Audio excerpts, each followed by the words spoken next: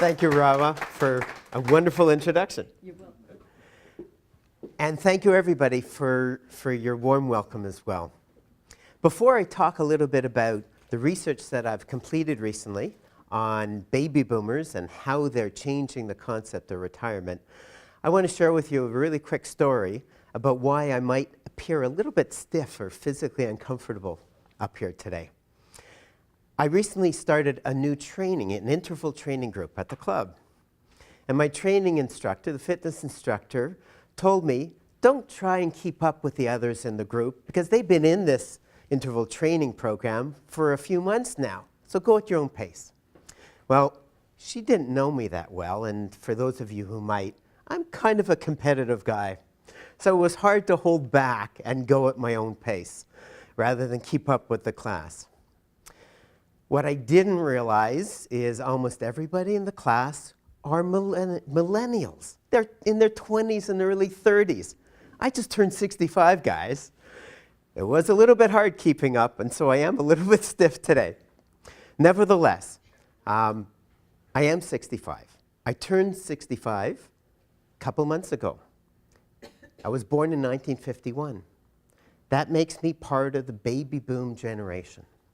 So with a show of hands, please tell me, how many of you were born between 1946 and 1965? Okay, a good portion of you. Welcome, fellow baby boomers. How many of you were born before 1946? Show of hands? Well, welcome to the pre-boomers. And any of you born after 1965? Welcome to you as well, the post-boomers. I'm going to talk about baby boomers today, but what I'm going to share with you has an impact on all of us. Now, we all know the baby boom generation has changed our society. From the time they started being born till today, there's been change. They're the first generation to grow up with TVs. I tell my kids that. They're all millennials, and they look at me like I'm kind of strange. But we're the first generation to grow up with TVs. And as a result, we're the first generation to be exposed to mass advertising. That's changed the whole way we deal with society. We're also known as the counterculture generation. We've changed the norms and the rules of society throughout our lifetime. We've experimented. How many of you smoked when you were younger? Show of hands? Yep, I did too. Quite a few of us. How many of you smoked cigarettes when you were younger? Your kids aren't here. That's okay. We experimented with drugs. We experimented with sex. Do any of you remember Make Love, Not War and those fun days? We experimented with relationships. We created wonderful new music. And we lived in suburbia. And we're also known as the me generation. We have changed things throughout our lives. And the question is, how are we now changing retirement as we're moving into it? A year ago, almost a year ago to this day, I retired. I knew I was too young to really retire from life. I retired from a career. I had to keep busy. I wasn't ready to travel or play golf or sit at home. So I immediately set up a consulting practice. That was easy. I'd consulted in the 90s. I was using familiar skill sets, and I got going right away. What I found immediately after I'd done that, within months, I was bored. I had done this for 35 or 40 years, and it was now time to do something different. So, being a researcher, social worker, I started talking to people. Started talking to colleagues, asking them to refer me to other people who had retired. I wanted to learn from them what they were doing. My little project grew and grew and grew until suddenly I realized I had interviewed 110 people from coast to coast, from every walk of life, from a coal miner that I met on a vacation out in the Maritimes to a firefighter, from politicians to musicians, from doctors to lawyers to teachers to General Motor workers, and everything in between. I started interviewing some well-known people like Lloyd Robertson, Leona Boyd, Ronnie Hawkins, Ken Dryden. And the fascinating thing was, it didn't matter whether they were really well-known individuals or the average person on the street like you and me. We all had things in common as we were dealing with how to change retirement, because none of us were ready to retire from life. So as I started evaluating and analyzing all the data from these 110 interviews, I realized I had a book to write. And what I'm going to share with you are some of the findings that you'll see in the book next year when it comes out. The first major theme is, as we make that decision to retire, we start now going through a 3-step process. Generations ago, when people retired, they knew they only had a few years left to live based on the average lifespan, so they didn't plan a whole lot of activities. Today we know we're going to have 15, 20, 30 years or more if we stay healthy. We can have a third of our lives in this, quote, retirement stage. There's no way we can sit at home and play golf and travel for that many years. So we started going through a process without even realizing it. And that's what I've identified. So let me tell you about the process that we go through. Oh, first of all, let me tell you, the importance of this is there are 4 million of us baby boomers in the States and in Canada each and every year until the year 2030 who are turning 65. 4 million every year. So imagine when those people, and that's such a large group, make a decision to change something, to change how we're going to retire. We suddenly have an incredible new movement of people retiring in a whole new way. So let's look at how we are retiring. The first stage of our process is called retirement. That's when we make a conscious decision we're going to retire from a career, from a business, from working, and we're going to do something new. As we retire, we start experiencing a whole lot of emotions and go through a process. We have sadness, giving up a lifelong career. There's a sense of loss, something that we've been committed to for so many years. There's disorientation, like what's going to come next? And there's uncertainty about the next 10, 20, 30 years. There's also excitement. For those of us who embrace change, there's like, wow, now's the time to do something new. As we begin adjusting to the idea of retirement, we've got a big retirement party. Suddenly we're not going into the office every day. We go into stage 2, which I've called the transition zone. We're in a transition period in our lives where the old is no longer there for us, and yet we're not sure what's coming next. We suddenly have a lack of routine. Imagine you wake up one day and you don't have that routine of your work, going to the job and all the daily activities that you go through. There's a loss of social status and a loss of identity. I remember the week after I had my retirement party and I was no longer going into the office, I went to the annual mayor's lunch where he talks about the state of the city, what happened last year and all of the dreams and visions for the next year. And at the beginning, there's a whole networking where everybody goes around, passes out their business cards, says, hi, how are you? I'm so-and-so, this is what I do. Who are you? And I started looking around. I didn't have business cards to hand out. I wasn't the CEO of Pasto Mental Health, the largest mental health agency in the region any longer. I didn't know who to introduce myself as. That identity was suddenly missing. That's part of the transition zone. Who are we going to be in the future? There's a loss of socializing. For many of us, our jobs are so key. A lot of our socializing happens around work. A lot of our friends, whether we're having coffee, lunch with them, going out for a drink afterwards on the weekend, revolves around work. Suddenly, when that disappears, if you don't have other friendship groups, there's a real sense of isolation. And who do you relate to on a daily basis? And we know the importance of having human contact is key for our mental wellness. So the more your friendship groups are tied into work, the more at risk you are when you move into this transition zone and you don't have all of these people to relate to on a daily basis. Relationship stress with your partner at home. Either they're still working and you're not, and suddenly you've got all this time in your hand, and why aren't they around? Or they're around a lot too because they've retired and you're getting in their hair because they're busy already and you want them to spend time with you. There's all kinds of stories. I'm seeing lots of nods and lots of smiles. People can relate to that. The interesting thing I found in my research when I delved into this is the media talks about those terrible stories about divorces and conflict and marital discord.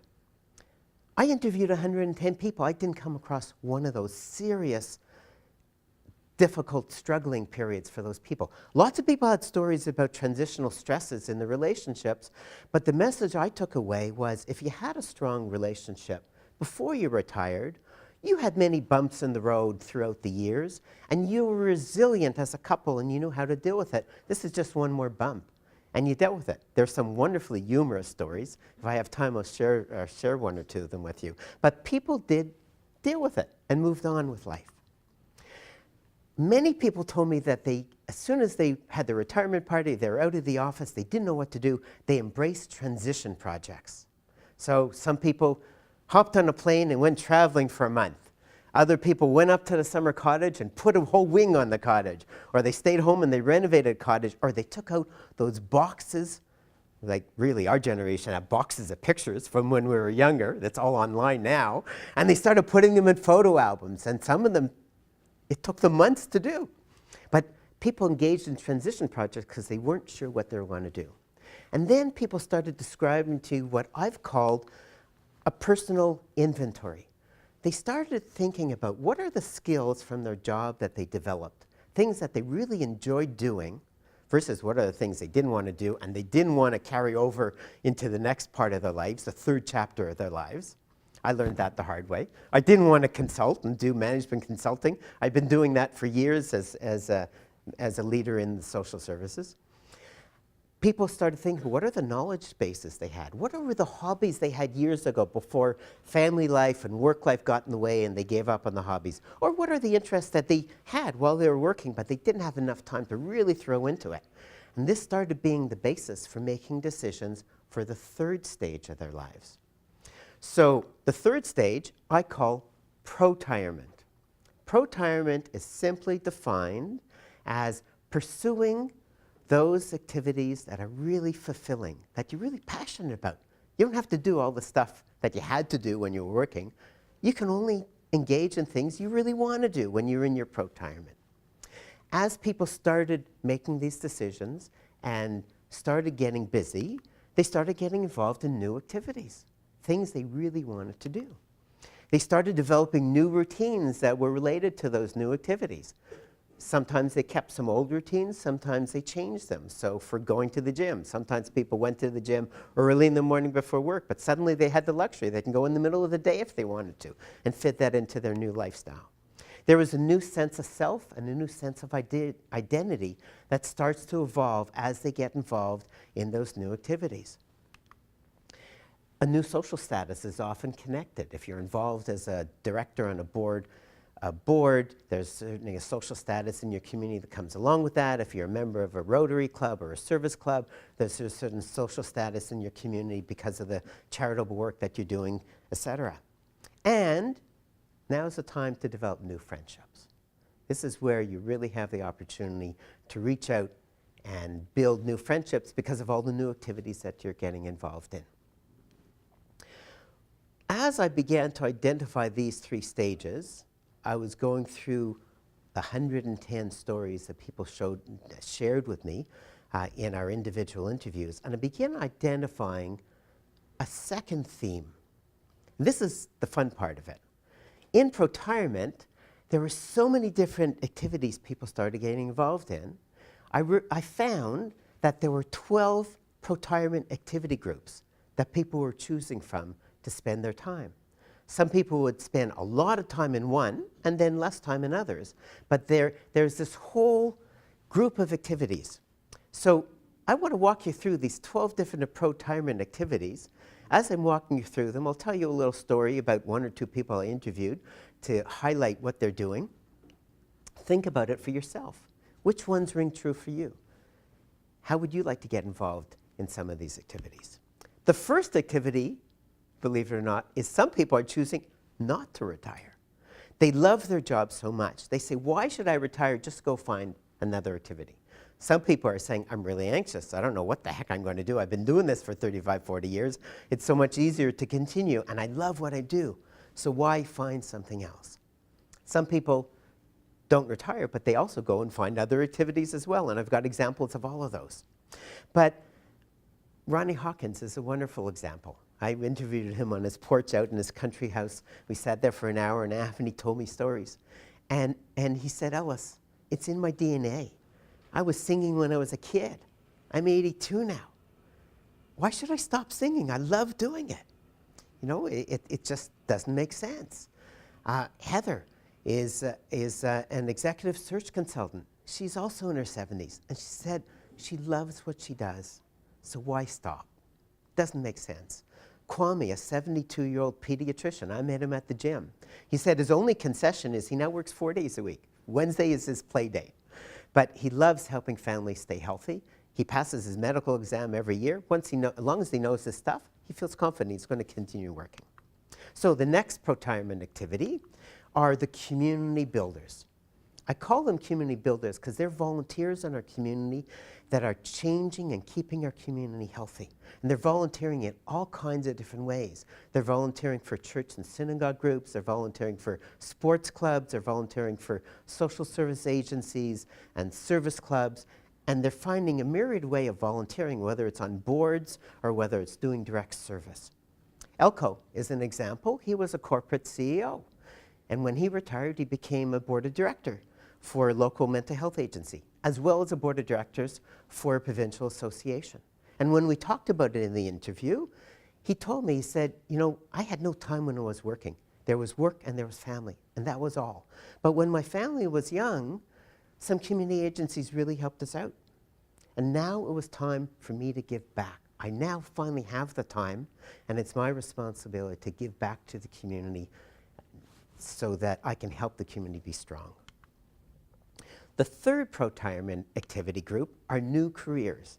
These are people who, yes, they decide they're going to leave their profession, their career, their job, but they decide to embrace a new career. Some people said it's for financial reasons. They're really worried. They'd started saving for their retirement when they were young, but they thought they might live 10 years. Now that the reality is they could live 30 years, they're not sure they have enough money. Other people said it has nothing to do with money.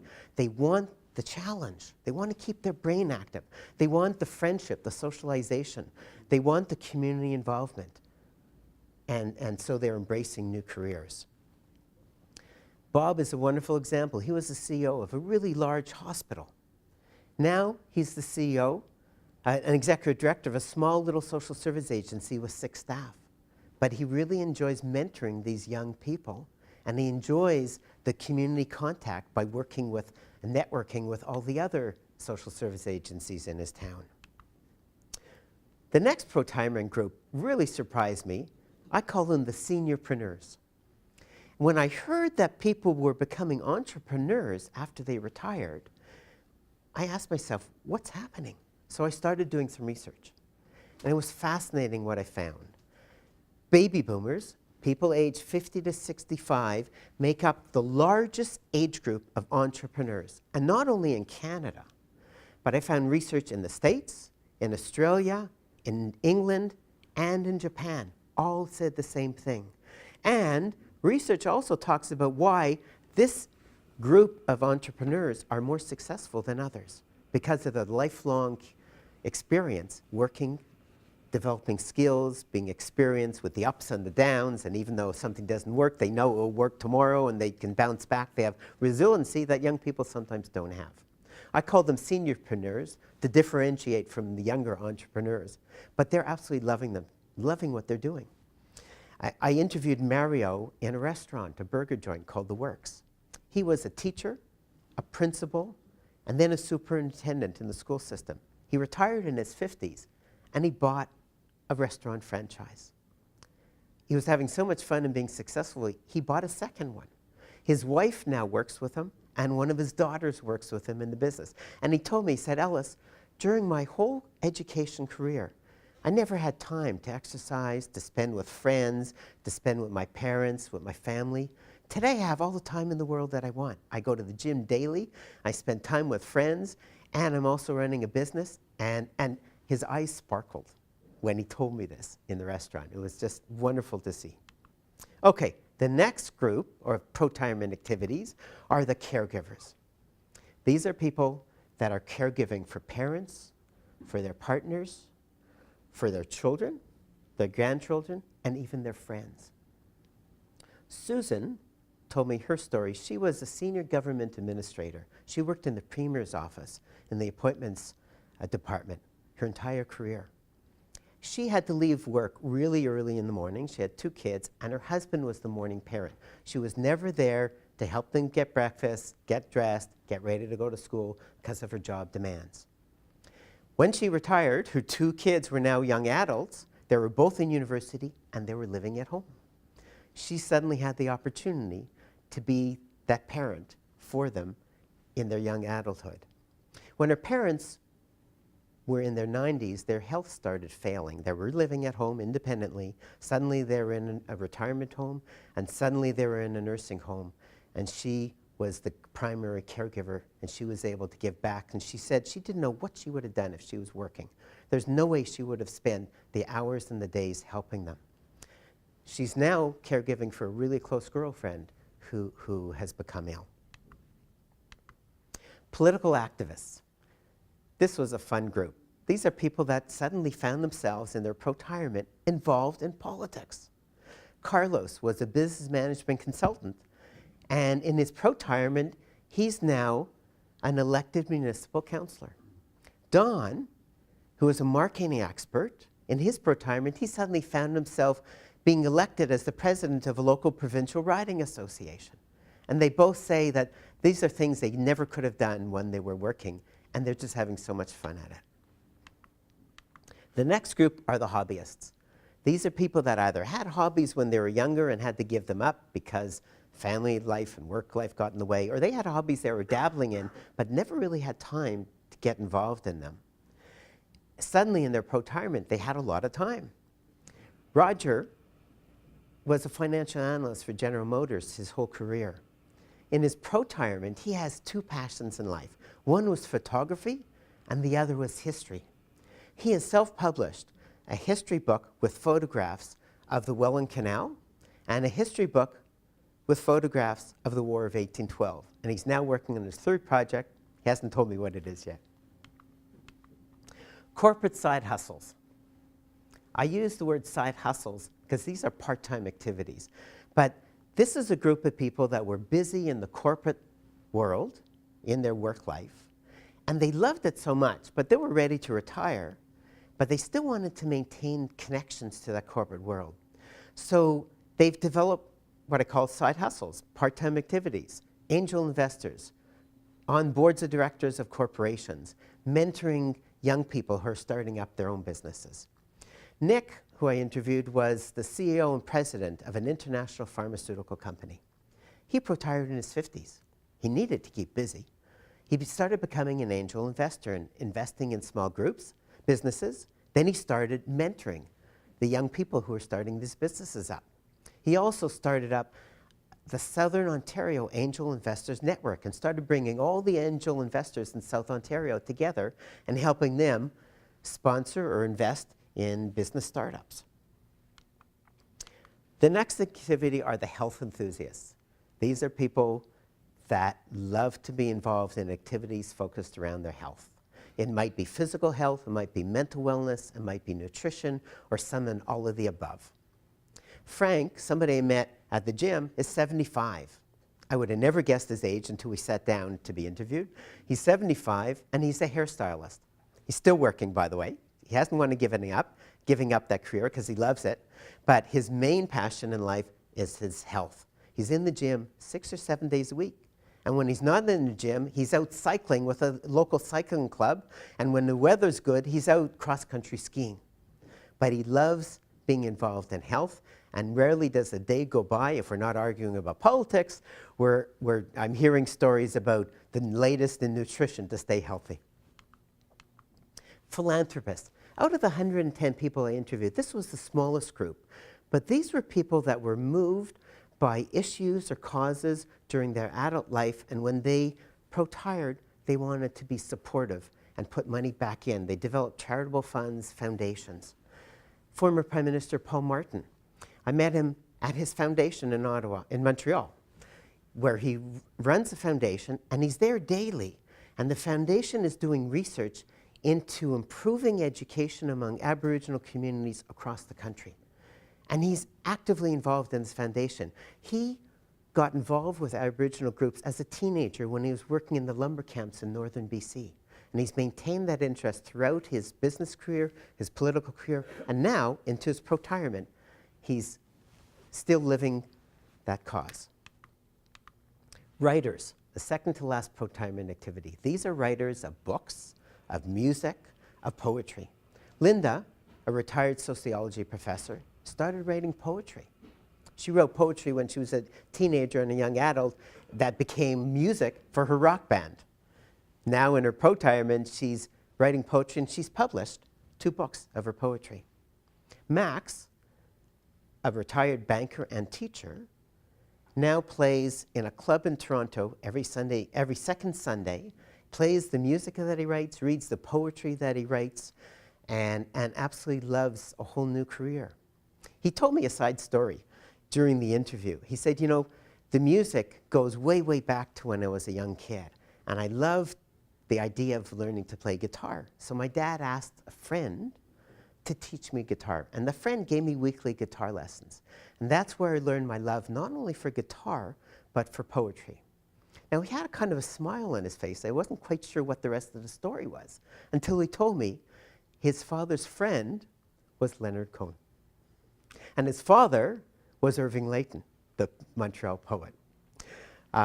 Quite an interesting way to learn to play guitar. And the fascinating thing is, it's now become his protirement lifestyle. The final activity group, and this is the group I had the most fun with, so I've left for last, are the life enthusiasts. These are people that don't have one specific area on this checkerboard of protirement activities that they put all their energies into.